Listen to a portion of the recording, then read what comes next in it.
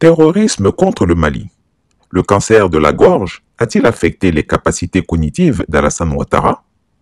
Autrement, comment expliquer qu'à peine a-t-il atterri à l'aéroport d'Abidjan, qu'il s'est ostentatoirement réjoui de la « cuisante défaite des Fama et de Wagner » à la frontière algéro-malienne face aux terroristes? L'état-major général des armées informe l'opinion nationale que les femmes ont engagé depuis le 19 juillet 2024 une vaste opération de stabilisation dans les secteurs d'Inafarak et de Tinzaouaten. C'est dans ce cadre que les femmes ont pris le contrôle de la localité d'Inafarak située à 122 km au nord-est de Tessalit, le 22 juillet 2024. Après Inafarak, le cap est mis sur Tinzaouaten, situé à 233 km au nord-est de Kidal, à la frontière algérienne, et dans laquelle les GAT sévissaient contre la population civile avec des raquettes, des vols et le blocage des convois logistiques destinés à approvisionner les principales villes du nord. Le jeudi 25 juillet 2024, les Fama rencontrent une première attaque terroriste. Leur vive réaction permet de repousser cette attaque et d'infliger de lourdes pertes humaines et matérielles à l'ennemi. L'ennemi affaibli était en débandade. Après ce premier échec des terroristes, les conditions météorologiques ont fortement influé sur la situation. Une nuit orageuse marquée par des tempêtes de sable dans la zone ont permis à la coalition terroriste de se réorganiser et de recevoir des renforts de tous les groupes terroristes de la sous-région. Ainsi, le vendredi 26 juillet 2024, les combats ont doublé d'intensité.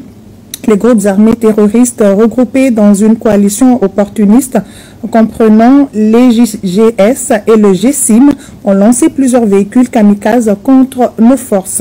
L'unité Fama a été encerclée par la coalition des forces terroristes du Sahel et de violents combats se sont engagés avant l'arrivée de renforts.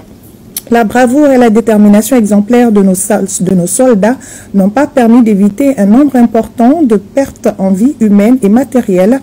Nous tenons à souligner que cette situation ne saurait remettre en cause la dynamique d'exercice de l'autorité de l'État sur l'ensemble du territoire national, comme matérialisé par la prise de contrôle d'Inafarak.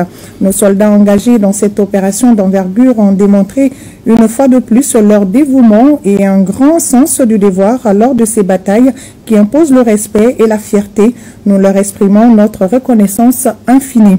Les Fama prennent pleinement et en toute responsabilité la mesure de cet événement et procèdent actuellement à une analyse détaillée des événements pour en tirer toutes les leçons nécessaires et réadapter leur stratégie de sécurisation et de stabilisation.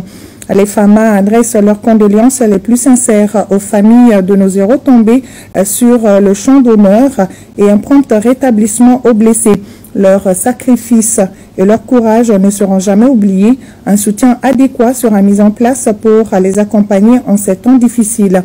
Enfin, l'état-major général des armées assure la population malienne que cette épreuve a renforcé plus que jamais la détermination et l'engagement de nos Fama. Tout en nous félicitant du soutien constant du peuple malien, nous demandons aux braves et paisibles citoyens de rester sereins et de continuer à transmettre les précieuses informations qui nous permettent de vaincre les ennemis de la paix. Unis, nous vaincrons. Au grand désarroi des témoins, l'acariâtre vieux Grigou avait de la peine à dissimuler son extase, sa grande joie, face à ce qu'il considère comme le début de la fin du régime du colonel Assimi Goïta.